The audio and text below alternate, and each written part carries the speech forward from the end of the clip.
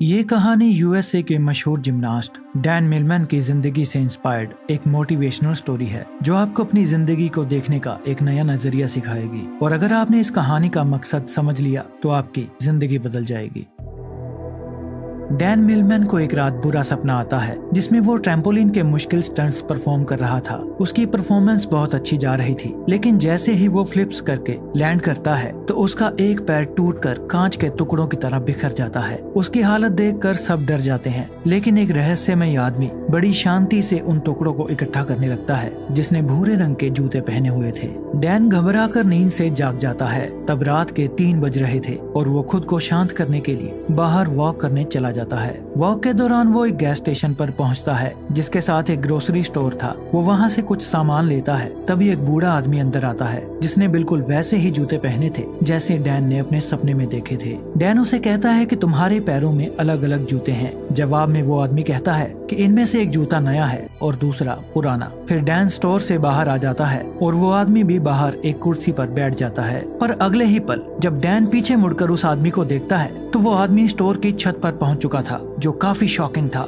क्योंकि एक बूढ़े आदमी के लिए बिना किसी सहारे के इतनी जल्दी छत पर पहुंच जाना नामुमकिन बात थी। डैन उससे पूछता है कि उसने ऐसा कैसे किया, लेकिन वो आदमी रहस्यमय ढंग से चुपचाप उसकी ओर देखता रहता है। तो डैन वहां से चला जाता है। फिर डैन कॉलेज में ट्रैम्पोलिन की प्रैक्टिस करने के लिए जाता है। डैन अपने कॉलेज का बेहतरीन ट्रैम्पोलिनिस्ट था, लेकिन वो अपनी परफॉर्मेंस से सेटिस्फाइड नहीं था। वो खुद को दूसरों से बेहतर समझता था, इसीलिए वो थोड़ा घमंडी भी था। अपने आप को बेहतर साबित करने के लिए वो डबल फ्लिप्स की बजाय ट्रिपल फ्लिप्स की प्रैक्टिस कर रहा था, जो बेहद मुश्किल और खतरनाक स्टंट था। ऐसा स्टंट करके वो बेस्ट एथलीट बनना चाहता था, क्योंकि ऐसा स्टंट आज तक किसी ने नहीं किया था। लेकिन वो ऐसा कर नहीं पाता और नीचे गिर जाता है। उसके कोच को ये सब पागलपन लगता है। वो कहता है कि तुम एक बेहतरीन खिलाड़ी हो, पर ट्रिपल फ्लिप्स परफॉर्म कर पाना मुमकिन नहीं है, क्योंकि इसके लिए असाधारण ताकत, अचूक तकनीक और निडरता की जरूरत है। और अगर जरा सी भी गलती हुई तो या तो तुम्हें सीरियस इंजरी हो सकती है या फिर तुम्हारी जान भी जा सकती है। कोच की बातें डैन को निराश कर देती हैं। ट्रिपल फ्लिप्स परफॉर्म करने के लिए उसे स्पेशल ट्रेनिंग की जरूरत थी, तो मदद मांगने वो उस बूढ़े आदमी के पास चला जाता है।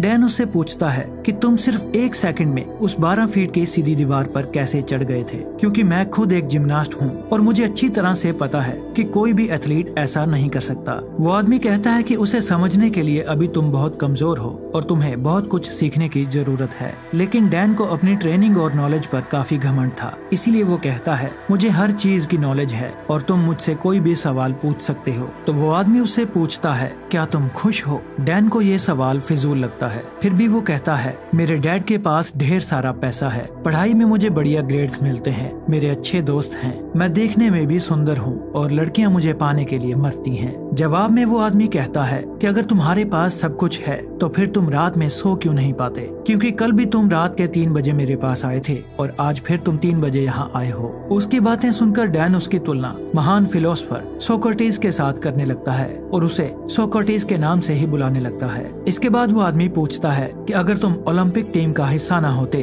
तो तुम क्या करते। ये सवाल डैन को अंदर से हिलाकर रख देता है, क्योंकि उसने ओलंपिक के अलावा कुछ भी सोचा नहीं था। पर उस आदमी ने ये सवाल पूछा क्यों? डैन को लगता है कि वो आदमी संकी है, तो घबराकर डैन वहाँ से चला जाता है और उसे भूलने की कोशिश करने लगता है। अपनी रोजमर्रा की जिंदगी की तरह वो अपने दोस्तों के साथ क्लब में एंजॉय करता है, शराब पीता है और लड़कियों को इम्प्रेस करके रात में उनके साथ वक्त बिताता है। पर इसी दौरान अचानक से सिर्फ एक पल के लिए सोक्रेटिस उसके सामने आ जाता है, जो एक इशारा था ताकि डैन अपनी हरकतें सुधार सके। तो डैन सोक्रेटिस से मिलने उसके पास चला जाता है। उन दोनों में थोड़ी बातचीत के बाद जॉय नाम की लड़की खाना लेकर आती है। फिर वो दोनों खाना खाने लगते हैं। तब डैन अपने मुंह में खाना ठूसने लगता है और जल्दी जल्दी खाने लगता है, लेकिन सोक्रेटिस कहता है कि तुम्हें अपना खाना आराम से एंजॉय करके खाना चाहिए। वो कहता है कि तुम में बहुत सी गलत आदतें हैं और अगर तुम मुझसे ट्रेनिंग करना चाहते हो तो no TV, no meat, no alcohol, no drugs and no physical relationships. लेकिन डैन को अपनी ट्रेनिंग पर काफी घमंड था, तो सोक्रेटिस उसे सिर्फ 5 मिनट के लिए स्क्वाड पोजीशन में खड़ा रहने के लिए चैलेंज करता है। जो देखने में तो सिंपल लगता है, लेकिन उन 5 मिनट्स में डैन का सब्र जवाब देने लगता है और वो टेबल से गिर जाता है। अपना घमंड टूटने और खुद को बेइज्जत महसूस करने के बाद डैन गुस्से में वहाँ से जाने लगता है। तो सोक्रेटिस कहता है, सेल्फ एक्सपीरियंस हमें बहुत सी नई चीजें सिखाता है। हमारे अंदर हर सवाल का जवाब है, इसीलिए बाहर से सोचना बंद करो और अपने अंदर अपने सेल्फ एक्सपीरियंस से उनके जवाब ढूंढो। फिर तुम्हें पता चलेगा कि तुम रात को इसलिए नहीं सो पाते क्योंकि तुम अंदर से खाली हो और तुम्हें खुद के खालीपन से डर लगता है। वो ये भी कहता है कि एक योद्धा के लिए शरीर और दिमाग दोनों पर नियंत्रण होना बहुत जरूरी है और वो डैन को एक वॉरियर यानी एक योद्धा की तरह ट्रेन करने के लिए मान जाता है। अगले दिन डैन जब कॉलेज आता है तो उसे पता चलता है कि उसके दोस्त काइल के हाथ में प्रैक्टिस के दौरान फ्रैक्चर आ गया है और अब काइल ओलंपिक में क्वालिफाई नहीं कर पाएगा। टीम का कोच इस बात से परेशान था क्योंकि काइल पोमेलहोर्स्ट जिम्नास्ट में सबसे बेहतरीन खिलाड़ी था। रात को डैन फिर से सोक्रेटिस से मिलने जाता है। सोक्रेटिस एक गाड़ी ठीक कर रहा था और वो डैन से रेंच मांगता है। डैन जानबूझकर रेंच को उसकी तरफ तेजी से फेंकता है, लेकिन सोक्रेटिस बिना उसकी तरफ देखे बड़ी आसानी से उसे कैच कर लेता है। डैन दोबारा से ऐसा करता है और सोक्रेटिस फिर से उसे कैच कर लेता है। सोक्रेटिस कहता है, हमारे दिमाग में लाखों बेतुके विचार चलते रहते हैं जो हमारे लक्ष्य को धुंधला बनाकर हमें भटका देते हैं। फिर वो डैन को थप्पड़ मारकर उकसाता है और जवाब में उसे पंच मारने के लिए कहता है। पहले तो डैन शांत रहता है, लेकिन जब वो सोक्रेटिस पर हमला करता है तो सोक्रेटिस उसे बड़े आराम से हरा देता है। फिर वो कहता है कि अपने लक्ष्य के अलावा जो कुछ भी तुम्हारे दिमाग में चल रहा है वो सब बेकार है। उस कचरे को अपने दिमाग से बाहर निकाल दो। और कल सुबह उसे कैंपस में ब्रिज के पास बुलाता है। अगले दिन जब डैन ब्रिज के पास पहुंचता है तो सोक्रेटिस उसे धक्का देकर पानी में गिरा देता है। गुस्से में डैन उस पर चिल्लाने लगता है। तब सोक्रेटिस कहता है, जब तुम नीचे गिर रहे थे तब तुम्हारा दिमाग बिल्कुल खाली था और अब फिर से उसमें कचरा भर चुका है। डैन गुस्से में कहता है, मेरे दिमाग में कोई कचरा नहीं भरा है। तो सोक्रेटिस डैन के माइंड को कंट्रोल करके वो सब देखने लगता है जो उसके दिमाग में चल रहा था।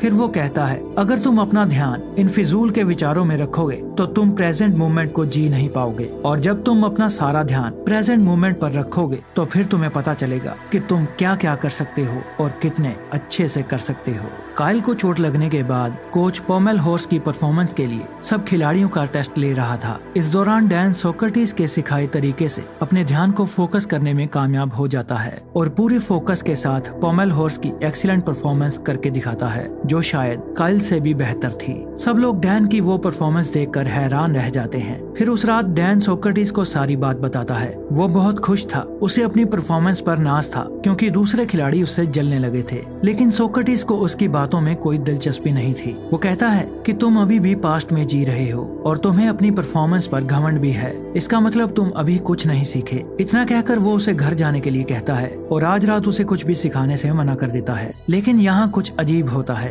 डैन वहाँ छुपकर सुबह होने का इंतजार करता है और सोक्रेटिस का पीछा करने लगता है। सोक्रेटिस डैन के कॉलेज में प्रैक्टिस रूम के अंदर चला जाता है और शेड के एक पोल पर बैठ जाता है। जब डैन उसके पास जाकर बैठता है तो वो महसूस करता है कि वो सब खिलाड़ियों के दिमाग को पढ़ने लगा है, जो उनके दिमाग में चल रही बातों को सुन सकता है। और हैरानी तो तब होती है जब डैन खुद को उस प्रैक्टिस हॉल में आता हुआ देखता है। ये देखकर वो नीचे गिर जाता है। फिर उसे एहसास होता है कि ये सब उसका भ्रम है। ना तो सुबह हुई थी और ना ही उसने सोक्रेटिस का पीछा किया था। ये तो सोक्रेटिस उसके दिमाग से खेल रहा था। सोक्रेटिस कहता है कि अभी तो बहुत कुछ सीखना बाकी है, लेकिन डैन बहुत बुरी तरह से डर चुका था, जो घबराकर वहाँ से चला जाता है। उस घटना का डैन पर उल्टा असर पड़ता है। उसका कॉन्फिडेंस नीचे गिरने लगा था, जो उसके दोस्त भी नोटिस करते हैं और उसका कोच भी, क्योंकि उसकी परफॉर्मेंस डाउन होने लगी थी। अगले दिन वो पार्क में जॉय को देखता है जो सोक्रेटिस के लिए खाना लेकर आई थी। वो उसे कहता है कि मुझे लगा था कि सोक्रेटिस के तरीकों से मैं बेहतर एथलीट बन सकता हूँ, लेकिन मेरे साथ बिल्कुल उल्टा हो रहा है। फिर सोक्रेटिस डैन से वो सब करवाता है जो उसने आज से पहले कभी नहीं किया था, जैसे कि कचरा साफ करना, लोगों की गाड़ी में पेट्रोल भरना, टॉयलेट साफ करना और no TV, no alcohol, no meat, no drugs और नो फिजिकल रिलेशनशिप्स। डैन ये सब कर तो रहा था, लेकिन उसे ये सब फिजूल लग रहा था। उसकी परफॉर्मेंस इम्प्रूव होने की बजाय और खराब होती जा रही थी, क्योंकि वो सोक्रेटिस की टीचिंग्स को समझ नहीं पा रहा था। और एक दिन तंग आकर वो सोक्रेटिस से झगड़ने लगता है। वो कहता है कि टॉयलेट साफ करके मैं कौन सा योद्धा बन सकता हूँ, लेकिन सोक्रेटिस कहता है कि मैं तुम्हें किसी भी कंडीशन में मेडिटेट करना सिखा रहा था और इससे तुम्हारा घमंड और बुरी आदतें कम हो जाएंगी। पर डैन का गुस्सा बढ़ता ही जा रहा था। वो कहता है कि तुमने पहले दिन मुझसे पूछा था कि क्या मैं खुश हूँ, तो आज मैं तुमसे पूछता हूँ कि क्या तुम इस बेकार गैस स्टेशन में खुश हो। दरअसल डैन को लगता है कि सोक्रेटिस एक लूजर है जो अपनी जिंदगी में ज्यादा पैसे कमाकर कामयाब नहीं हो पाया और उसकी फिलॉसफी से भरी बातें सुनकर वो गलती से उसके जाल में फंस गया है। सोक्रेटिस उसे अपने इमोशंस को कंट्रोल करने के लिए कहता है, लेकिन डैन तो उसकी एक भी सुनने को तैयार नहीं था और गुस्से में वो सोक्रेटिस से कहता है कि मैं अपनी खुशी खुद ही तलाश कर लूंगा और अपनी ट्रेनिंग छोड़कर वहाँ से चला जाता है। अफसोस डैन ये समझ नहीं पाया कि सोक्रेटिस उसे सर्विस टू अदर्स यानी निस्वार्थ भाव से दूसरों की सेवा करना सिखा रहा था, जिससे उसका घमंड कम हो सकता था। खैर डैन ने फिर से अपनी पुरानी लाइफस्टाइल को अपना लिया था, जैसे कि क्लब में शराब पीना, मीट खाना, लड़कियों के साथ सोना और तेज रफ्तार मोटरसाइकिल चलाना। और एक दिन जब वो अपनी तेज रफ्तार मोटरसाइकिल पर बैठकर कहीं जा रहा था, तब उसका एक गाड़ी के साथ एक्सीडेंट हो जाता है और वो कुछ फीट हवा में उछलकर दूर जाकर गिरता है। तब कांच के टुकड़े वैसे ही टूटते हैं जैसा उसने अपने सपने में देखा था। फिर हॉस्पिटल में डॉक्टर उसे बताता है कि उसकी दाहिनी टांग की हड्डी सिर्फ टूटी नहीं है बल्कि वो चकनाचूर हो चुकी है, जिसके अलग अलग 17 फ्रैक्चर हो चुके हैं और इसी वजह से ऑपरेशन के दौरान उसकी टांग में एक स्टील की रोड भी डालनी पड़ी है। डॉक्टर कहता है कि अगर तुमने ठीक से अपना ख्याल रखा तो तुम 1-2 महीनों में अपने पैरों पर चलने लगोगे,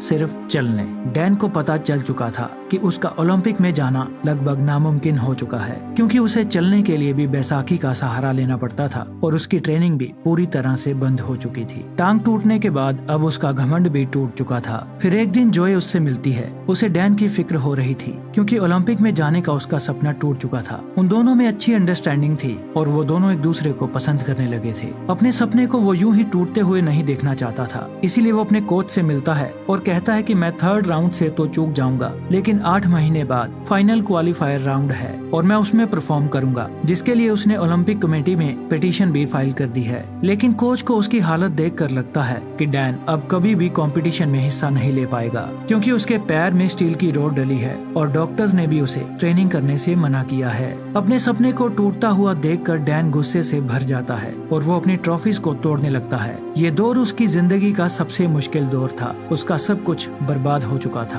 अब उसके जिंदा रहने का कोई मकसद नहीं था, तो अपनी जिंदगी खत्म करने के लिए वो एक ऊंचे क्लॉक टावर पर चढ़ जाता है। इससे पहले कि वो नीचे कूद पाता, वहाँ कुछ अजीब होता है। उसे एक शख्स नजर आता है जो और कोई नहीं बल्कि उसकी खुद की ही एक रिफ्लेक्शन थी। वो परछाई उसके घमंड, उसके गुस्से, उसके डर, उसके डाउट्स और उसके अंदर चल रही उथल पुथल को दर्शाती है। वो और कोई नहीं बल्कि उसी के अंदर का शैतान था। वो डैन को नीचे कूदने के लिए खींच रहा था। डैन समझ जाता है कि अगर वो अपने अंदर की सभी बुराइयों को खत्म कर देगा तो उसके अंदर शांति आ जाएगी। तभी वो शैतान नीचे गिरकर हमेशा के लिए खत्म हो जाता है। लेकिन ये सब तो बस उसका एक सपना था। वो शैतान तो अभी भी उसके अंदर ही था। उसने अपने सपने के जरिए अपनी जिंदगी की सच्चाई को देखा था, तो मदद मांगने वो सोक्रेटिस के पास चला जाता है। डैन सोक्रेटिस के पास जाकर रोने लगता है। सोक्रेटिस कहता है हर चीज का एक मकसद होता है। वो डैन से कहता है कि अब तुम्हें अपने सवालों के जवाब अपने अंदर से ही ढूंढने पड़ेंगे और जब तक तुम्हें अपने अंदर से कोई खास जवाब नहीं मिलता तब तक तुम उस पुरानी कार के ऊपर बैठे रहो। डैन वहाँ बैठकर सोचने लगता है। उसके पास टाइम तो बहुत था, लेकिन वो क्या सोचे उसे ये मालूम नहीं था। वो बार बार अपने नए जवाब के साथ सोक्रेटिस से मिलता है, लेकिन हर बार सोक्रेटिस उसके जवाब से सेटिस्फाई नहीं होता। फिर सारी रात सोचने के बाद जब सुबह वो एक कपल को देखता है तो उसे अपना जवाब मिलता है कि हमारी जिंदगी का एक एक पल बहुत खास है, हमें अपनी जिंदगी की कद्र करनी चाहिए। उसका ये जवाब सुनकर सोक्रेटिस खुश हो जाता है। डैन को अपनी जिंदगी की कीमत पता चल चुकी थी। अब क्लॉक टावर से कूदने के ख्याल उसके दिमाग में नहीं आएंगे। सोक्रेटिस के साथ रहते हुए वो बहुत सी बातें सीखता है। सोक्रेटिस उसके अंदर फिर से जीने की आशा भरता है और अपनी जिंदगी फिर से शुरू करने के लिए उसे इंस्पायर करता है। फिर एक दिन डैन अपने दोस्तों से मिलता है और पास्ट में अपने बुरे बिहेवियर के लिए उनसे माफी मांगता है। उसके दोस्त डैन का ये रूप देखकर हैरान हो जाते हैं। सोक्रेटिस के विचारों ने डैन को पूरी तरह से बदल दिया था और एक दिन डैन सोक्रेटिस से कहता है कि वो उसी की तरह लोगों की निस्वार्थ भाव से सेवा करने के लिए तैयार है। लेकिन सोक्रेटिस उसे उसकी जिम्नास्ट की ट्रेनिंग फिर से शुरू करने के लिए कहता है, पर डैन उससे सहमत नहीं होता। वो कहता है कि मेरी टांग में मेटल की रोड डली है, मैं ये नहीं कर सकता। सोक्रेटिस कहता है कि एक योद्धा कभी अपनी जीत या परफेक्शन की परवाह नहीं करता। उसे जो काम सबसे प्यारा है वो उसे करता रहेगा, चाहे उसमें उसकी जान क्यों न चली जाए। फिर वो डैन को प्रैक्टिस करने के लिए रिंग्स के पास ले जाता है जिसे सोक्रेटिस ने तब बनाया था जब डैन हॉस्पिटल में दाखिल था। अपनी टांग में स्टील की रोड होने के बावजूद भी डैन पूरे दिल से प्रैक्टिस करता है और खुद को कंपटीशन के लिए तैयार करता है। और एक दिन जब वो प्रैक्टिस करने के लिए अपने कॉलेज में जाता है तब उसके दोस्त और कोच उसे देखकर हैरान हो जाते हैं। लेकिन डैन की परेशानी तो तब बढ़ती है जब उसका कोच उसे एक चिट्ठी देता है। ओलंपिक कमेटी ने डैन की पिटीशन को खारिज कर दिया था। उन्होंने डैन के डॉक्टर्स के साथ बात की और उसके कोच से भी पूछा, लेकिन कोच ने डैन को अपनी ईगो में आकर ट्रिपल फ्लिप्स करते हुए देखा था। उसे लगता था कि डैन अपनी परफॉर्मेंस के लिए पागलपन की किसी भी हद तक जा सकता है जो एक दिन खुद को ही मार डालेगा। इसलिए उसने डैन के फेवर में वोट नहीं किया। अपनी मंजिल के इतना करीब आकर एक बार फिर से उसका सपना टूट जाता है। सोक्रेटिस कहता है कि कोई अप्रूवल लेटर तुम्हें रोक नहीं सकती, तुम वो करते रहो जो तुम्हें अच्छा लगता है। लेकिन डैन कहता है कि मेरा मकसद सिर्फ प्रैक्टिस करना नहीं बल्कि ओलंपिक में गोल्ड हासिल करना है। सोक्रेटिस कहता है कि गोल्ड पाना सिर्फ एक लालच है, अगर वो मिल भी जाए तो क्या, जब तक तुम अंदर से खुश नहीं हो कोई भी बाहरी चीज तुम्हें खुशी नहीं दे सकती। सोक्रेटिस उसे अपने इमोशंस को कंट्रोल करने के लिए कहता है, लेकिन डैन काफी अपसेट था। वो नाराज होकर सोक्रेटिस से कहता है कि मैं अपना सब कुछ छोड़ने के लिए तैयार था, लेकिन तुमने मुझे फिर से प्रैक्टिस शुरू करने के लिए कहा। वो काफी परेशान हो चुका था, उसे कुछ समझ नहीं आ रहा था, तो अपने अंदर से जवाब ढूंढने के लिए वो उस पुरानी कार पर बैठ जाता है। सोक्रेटिस उसकी तड़प को देखता है और उसे कल सुबह अपने साथ पहाड़ी पर चलने के लिए कहता है जहाँ कोई खास चीज है। फिर अगली सुबह बुरी तरह थका देने वाला 4 घंटों का लंबा सफर तय करके जब वो पहाड़ी की चोटी पर पहुँचते हैं तो डैन सोक्रेटिस से पूछता है कि बताओ तुम मुझे क्या दिखाना चाहते थे, ये पहाड़, ये नजारा या फिर कुछ और। तो सोक्रेटिस उसके पैरों के पास पड़े एक पत्थर की ओर इशारा करता है और कहता है कि मैं तुम्हें ये पत्थर दिखाने के लिए यहाँ लाया हूँ। इतना सुनने के बाद डैन निराश हो जाता है। वो कहता है कि लगातार 4 घंटों से इतना लंबा सफर तय करके हम यहाँ इस मामूली पत्थर को देखने आए हैं। फिर उसे एहसास होता है कि सोक्रेटिस उसे कुछ समझाना चाहता है। थोड़ी देर सोचने के बाद वो समझ जाता है कि जब तक उसे मंजिल के बारे में पता नहीं था तब तक वो अपना सफर एंजॉय कर रहा था और वो खुश था। लेकिन जैसे ही वो मंजिल तक पहुंच गया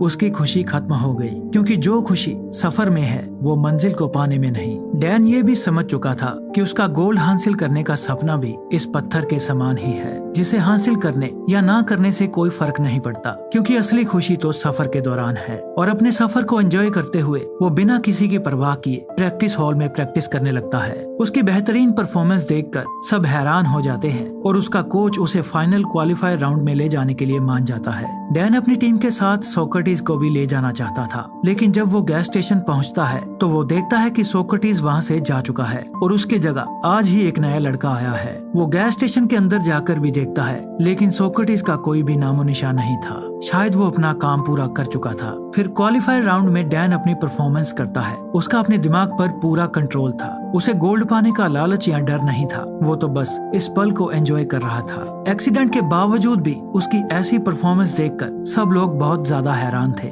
इसके बाद डैन ने बर्कली की टीम के साथ अपना पहला नेशनल टाइटल जीता और उसने जॉय के साथ शादी भी कर ली थी। और बाद में डैन ने अपनी जिंदगी पर किताब लिखी जिसका नाम था way of the peaceful warrior, जिसने लाखों लोगों की जिंदगियों को बदल दिया। और ये मूवी इसी किताब पर आधारित है। आई होप आपने इस कहानी से बहुत कुछ सीखा होगा, तो इस कहानी को शेयर करें। अगर आपको डैन की कहानी पसंद आई है तो इस वीडियो को लाइक करें, हमारे चैनल को सब्सक्राइब करें और कमेंट्स में अपने व्यूज जरूर बताएं।